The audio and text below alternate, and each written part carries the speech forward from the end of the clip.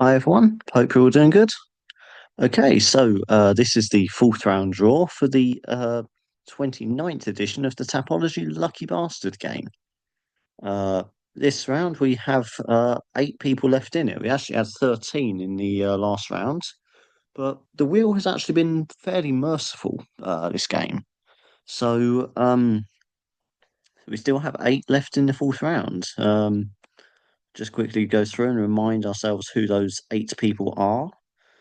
They are Calfoth, the matchmaker, who used to be Captain Quebec, but he's changed his name and now goes by the matchmaker.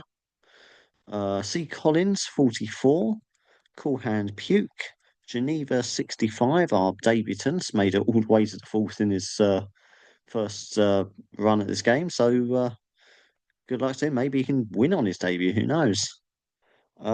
Piggy Bank, Rigno, and CN6. So those are the eight lucky bastards going to be taking on the wheel this week. And for this week, we have UFC 316 rematch between Mirab Divalishvili and Sean O'Malley. And this their first fight happened only about 9 months ago, 8, 9 months ago, something around that. And it was a fairly convincing decision win for Divalishvili, who it was just complete, yeah, it's just completely controlled most of the fight, even toyed with O'Malley for a little bit at some points in that fight. And to be honest, I even though O'Malley's, yeah, he could find a knockout potentially, and that's really his only way to victory here because I can't really see how this changes too much in less than a year. I think we're going to see pretty much an exact repeat of the first fight. Um, if anything, I think the Divalishvili might even be more dominant this time around than he was last time, having got that previous experience over O'Malley. And Sean O'Malley hasn't fought since last time these two met, whereas Divalishvili has since gone on and defended his title against Umar Nurmagomedov. And yeah, I can't see this being anything else other than just a very, very wide unanimous decision victory for Mirab Divalishvili again. Um, Not really much of a finisher, but in entertaining fights, but not really much of a finisher. So I can't really see him finishing O'Malley. But wide unanimous decision is my prediction for that one. But of course, you're not here to listen to me ramble about the fights, although that is a side effect of watching these videos. You're here to learn who you're being drawn with for the card. And first to take on the wheel is Calfoth. Let's see how he gets on. Or actually, I don't know. He never can tell. But anyway, Calfoth gets drawn with Ju Sang Yu. Ju Sang Yu there for Calfoth. And undefeated, making his UFC debut. Uh, Mostly a KO artist, but he's comfortable going the distance as well. I've got him to win by a second round knockout, and he is a fairly heavy favourite up against Jeka Saragish. I apologise for not pronounced that one right. Um, is he's got more experience in MMA, 14 and 4, and he's got more UFC experience. But having gone 1 and 2 in the UFC, it's not really the best experience, and I feel like this is exactly the sort of thing where we're gonna we get you, the UFC will obviously value Jusang Yu as a potential prospect and potential marketable star in Asia, and I suppose Jacob probably could have filled that as well in theory, but if he hadn't, but it's become clear that he's not really going to go on to those kind of great heights in the UFC. So probably out with the old, in with the new kind of situation going on. And I can't see Checker Sergeyev winning this one, and probably gets cut after. Let's be honest. But in any case, I think that should be a very comfortable victory for Ju Sang Yu, and I think that's a almost guaranteed spot into the fifth round for Kalfoth. So he should be very happy with that one. Okay, so we have the matchmaker, formerly Captain Quebec. That'd be interesting if he wins. Starts the game with one name, ends it with another one. Uh, but that'd be a unique little piece of trivia for the history of the game. But he wants to go by the matchmaker these days. We respect that, and so it is the matchmaker up next to learn his fate against the wheel. And let's see who he gets drawn with. And he gets drawn with Chaos Williams. Chaos Williams there for the matchmaker. And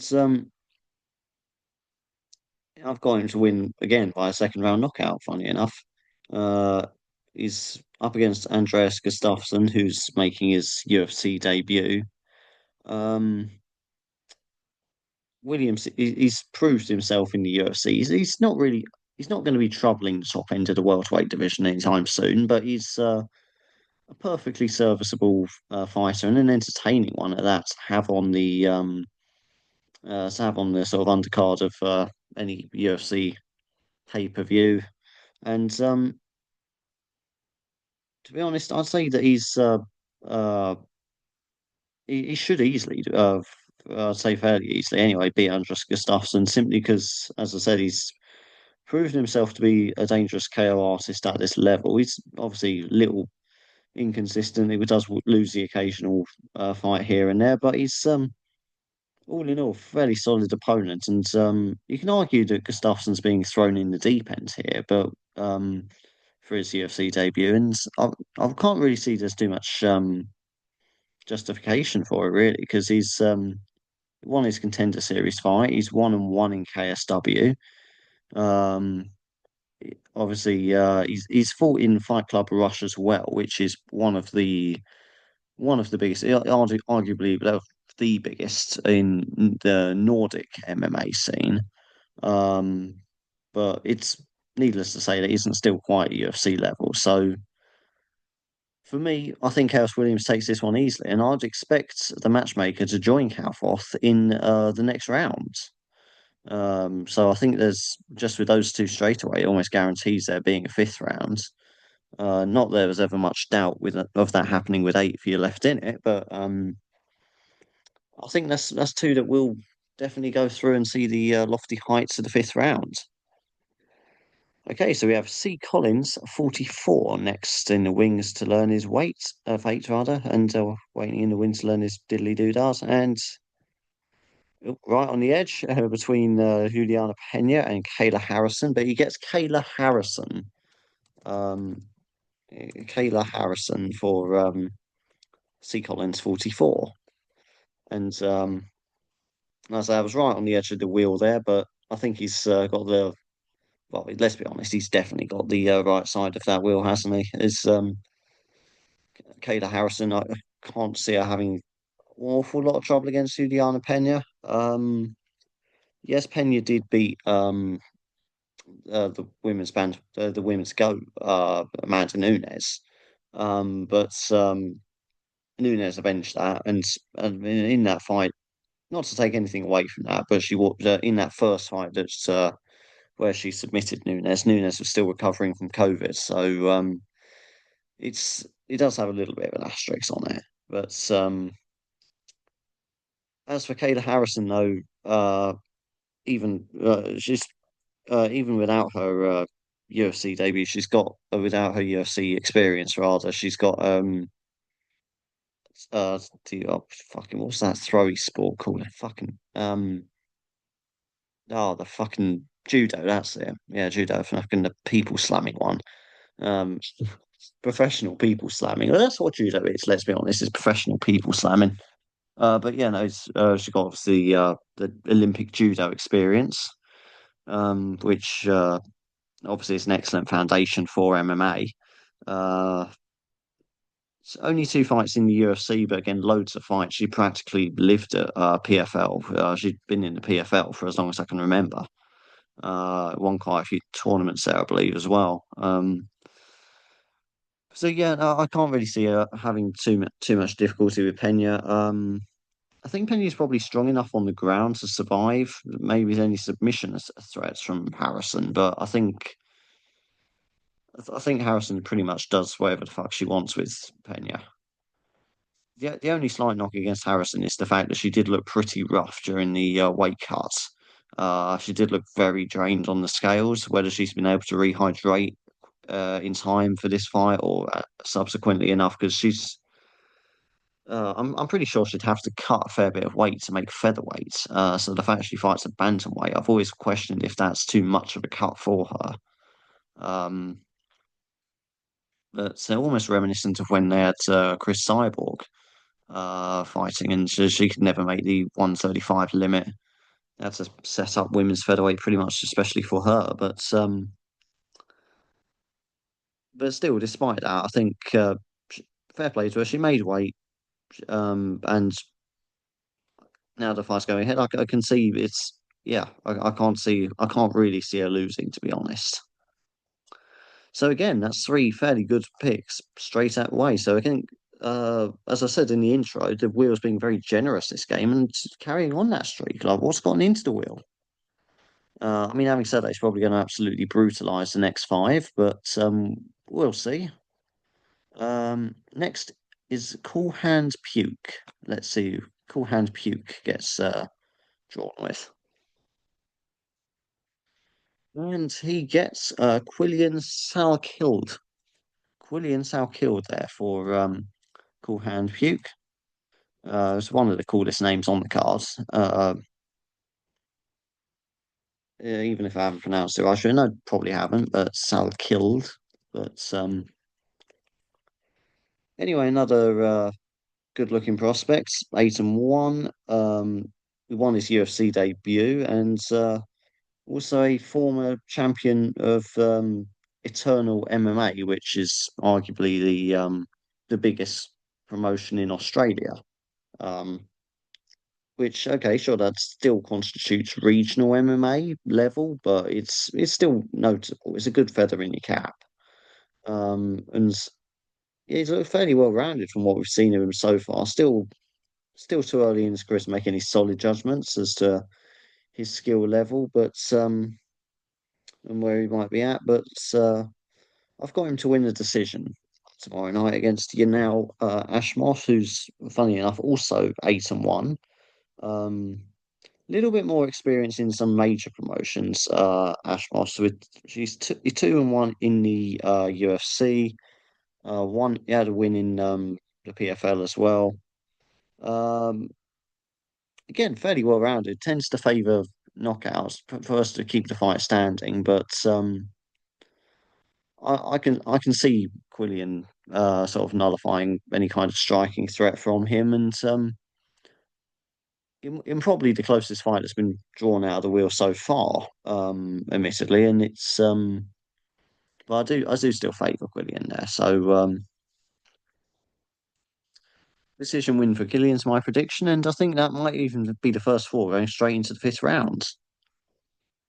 Let's see if the luck continues for very lucky bastard. In fact, Geneva 65. Well, technically, because you're the debutant, you're the only person here that's never had a losing fighter in their whole time playing this game. I'm sure that will change sooner or later, inevitably, but let's see how far you can go in this tournament on your first crack at it. So, Geneva 65 to learn his fate once more. Oh, and as I was saying about getting a losing fighter, he's got Kelvin Gastelum. Not a certain losing fighter, but it's I don't favour him. I've got Joe Pyfer for that one. Uh, to win by I've got Pyfer to win by decision, even though I know you're probably thinking like Steve, you're mad because he's Joe Pyfer's a knockout artist. He's didn't you see what he's done to people on his rise up through what middleweight? And so yeah, of course I have. Um, but Gastelum's never been knocked out. like ever. Of his nine losses, not one of them has been a knockout loss.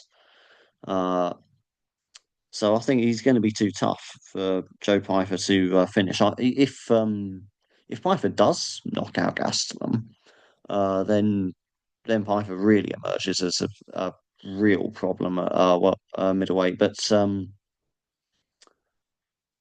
it's I suppose in Gastelum's defence, as well as never being knocked out, his losses are coming against some of the best in the division. To be fair, or the ones that have always been there or thereabouts around title contention, like Robert Whittaker, Jared Cannonier, etc. And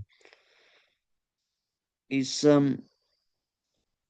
yeah, I say he's a very solid veteran, but I think he's got the experience and he's got the chin, but I think Joe Piper's just going to be just too busy and out working. Joe Piper will probably go looking for the knockout.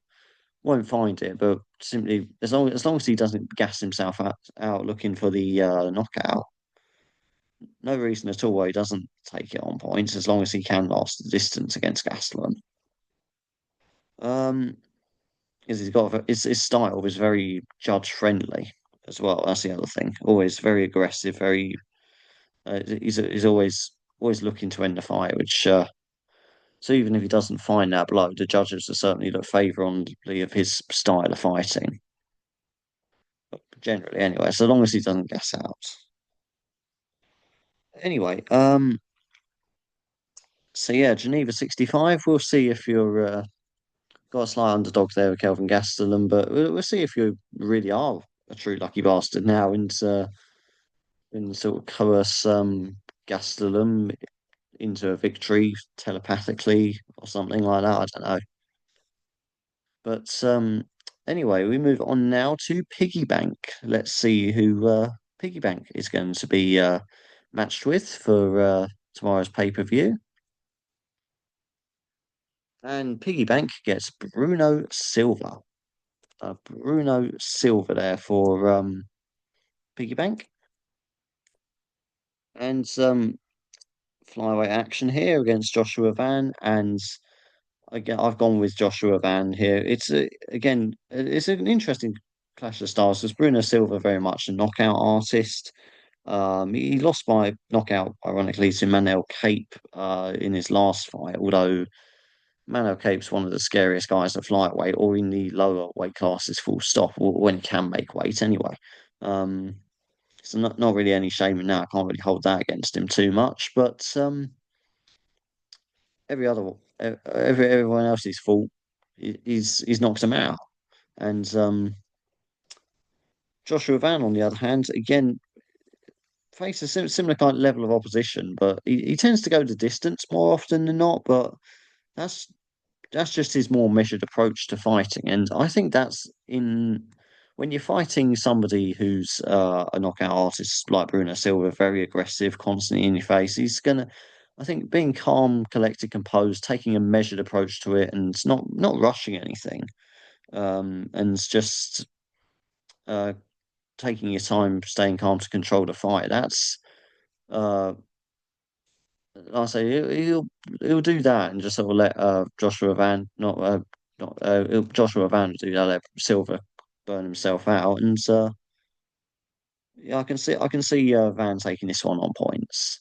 So not overly confident, but the lower weight classes in general can be unpredictable, particularly flyweight. Um, so who knows? Maybe Bruno Silva will find that knockout shot. That's always a possibility. So Piggy Bank certainly not without a chance, but definitely with an underdog. Okay, so down to our last two already. We have Rigno left to learn his fate, see his partner's going to be. He also gets Quillian Skillad, Sourkilled, whatever. And so yeah, that's Gorham Puke and Rigno paired up, matched up together, both hoping Killian Sourkild will get the win against Ashmoos, who I reckon he will. Um, as I say, two very similar fighters in very similar situations in their careers. I say both same record, 8-1. But for me, Salku just looks a bit more polished, a bit more well-rounded, than Ashmos has. So um, I'm favouring him for this one. But one of the closest fights on the card, and certainly one of the closest has been drawn in this game, and yeah, well, you got the right side of it in my opinion, or certainly the more likely side anyway. So I can see both Coolham Puke and Rigno getting through to the fifth round, along with most of you, to be honest. Um, I suppose it also makes that fight uh, our unofficial main event, unless somebody gets an opponent of one of the ones that's already been drawn, because that's the only double up on the card so far, and only one more to go. And that one more is CN6. So let's see who CN6 is going to be rooting for tomorrow night. And CN6 gets Sergey Spivak. Sergey Spivak there for uh, CN6. And Sergey Spivak, arguably one of the biggest submission threats at heavyweights. I've got him to win by first round submission against Waldo Cortez Acosta, he's put together a surprising run. I didn't think he would be as successful as he has been, but he's on a four-fight win streak. Um, and yeah, he's only thing is he's not. This is his first real step up to see if he can handle himself with the big boys of the heavyweight division. And Sergey Spivak's going to provide a very tough test, a very rude awakening. I think this is going to be a real reality check for Waldo Cortez Acosta to see where exactly he stands in the division. And I just can't. I just don't think Costa's got any real answer for the ground game of Spivak and the submission threat that he poses. So if Spivak uh, does what I'd consider to be the sensible approach to the fight, if I was the his coach or devising a game plan for this, I'd say just get him down and just keep looking for that sub, keep until you find it, because he will find it sooner or later. And I'm inclined to believe it will be sooner rather than later. But so anyway, it's the insects. I reckon again, like most, I'm fairly confident in pretty much all of you here, except for ironically Geneva 65, um, and maybe Piggy Bank as well. But everyone else, I think they've got a very good chance. I wouldn't be surprised if we see maybe 6 out of 8 of you go through. But anyway, that concludes the draw for the fourth round of the Tapology Lucky Bastard Game, 29th edition. Just to run through those names one more time. We have Calfoth with Ju Sang Yu, the Matchmaker with Chaos Williams, C. Collins 44 with Kayla Harrison, Cool Hand Puke with Quillian Scout killed, as is Rigno. I know, probably, I say Rigno now. I mean, I mentioned earlier in the video, I've said piggy bank. That's probably a mistake, but but it's obviously that's why we go through and confirm at the end. But yeah, it's Cool Hand Puke with Killian Sow killed, and Rigno also with Cillian Cow killed.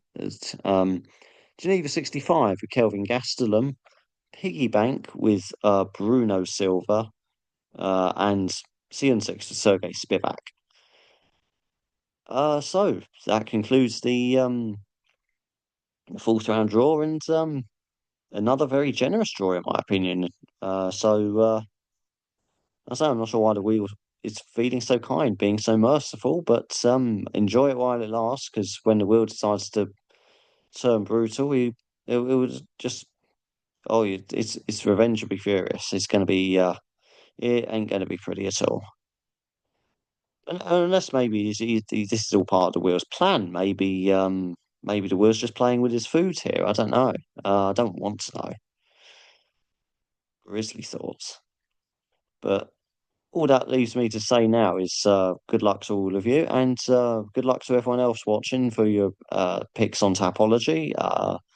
Obviously, got any bets on this card? Good luck with those, and until next time, so long for now.